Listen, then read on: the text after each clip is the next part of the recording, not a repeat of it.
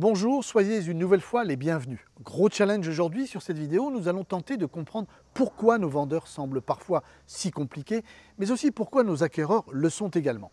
Nous verrons que bien que leurs intérêts soient le plus souvent opposés, au final, leurs comportements se ressemblent énormément.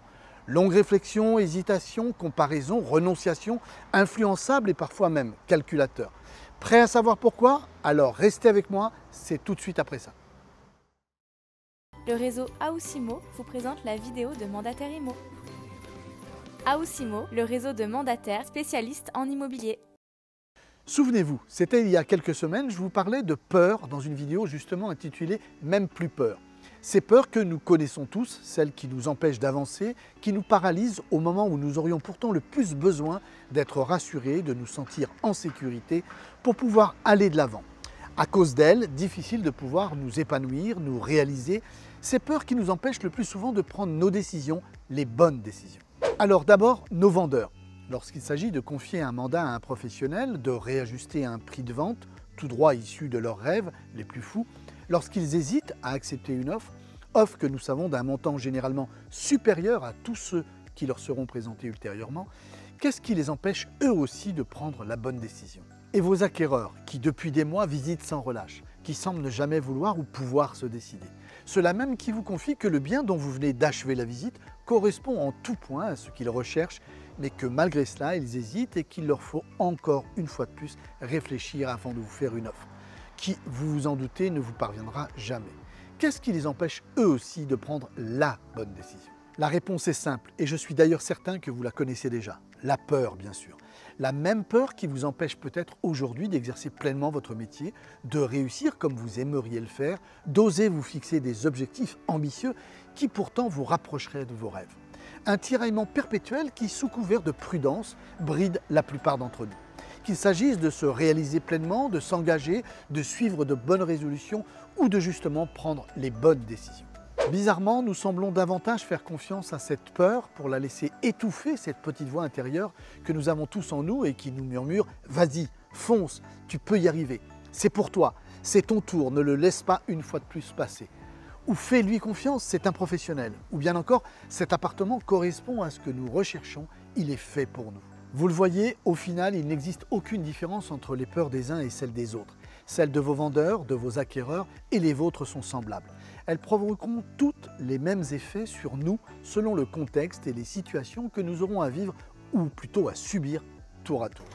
Que faut-il faire? Céder et se résigner à pourquoi faire simple quand on peut faire compliqué, ou bien prendre conscience du pernicieux processus dont nous sommes tous plus ou moins victimes?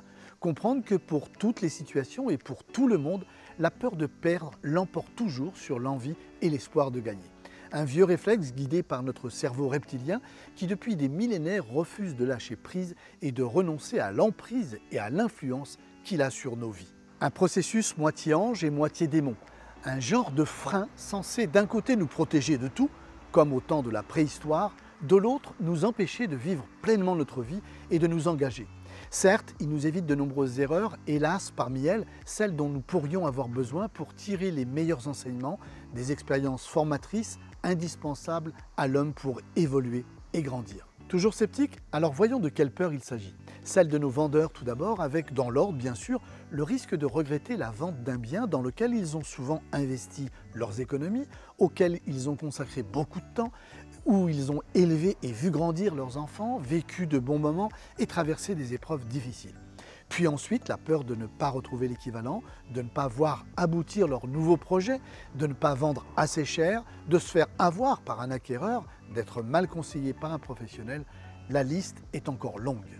Idem pour nos acquéreurs, avec en tête la peur de se tromper, de s'engager sur un bien, au risque de laisser passer l'affaire du siècle qui se présentera peut-être dès demain. La peur de payer trop cher un bien qui, nous le savons bien, n'a d'autre valeur que celle qu'un acquéreur est prêt à mettre pour se l'approprier.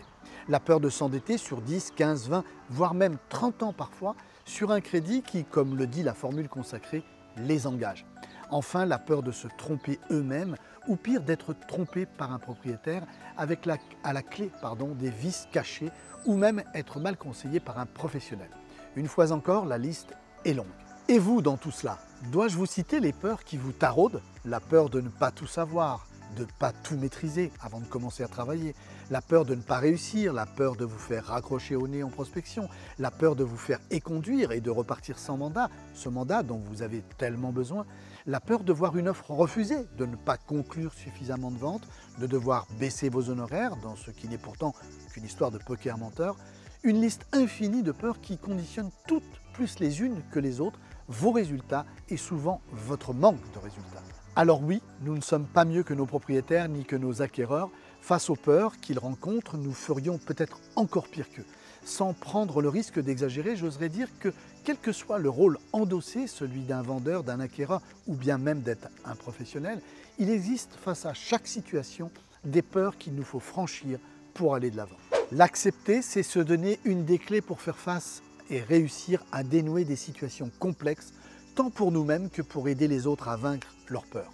Accompagner nos vendeurs et nos acquéreurs à faire le meilleur choix pour eux, justement, c'est bien cette mission pour laquelle ils nous ont mandatés et au final pour laquelle ils nous rétribueront. J'espère que cette vidéo vous permettra de mieux comprendre comment fonctionnent vos clients, mais également comment vous fonctionnez.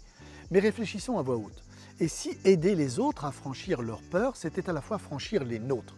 D'ailleurs, n'est-ce pas exactement ce que je viens de faire avec vous?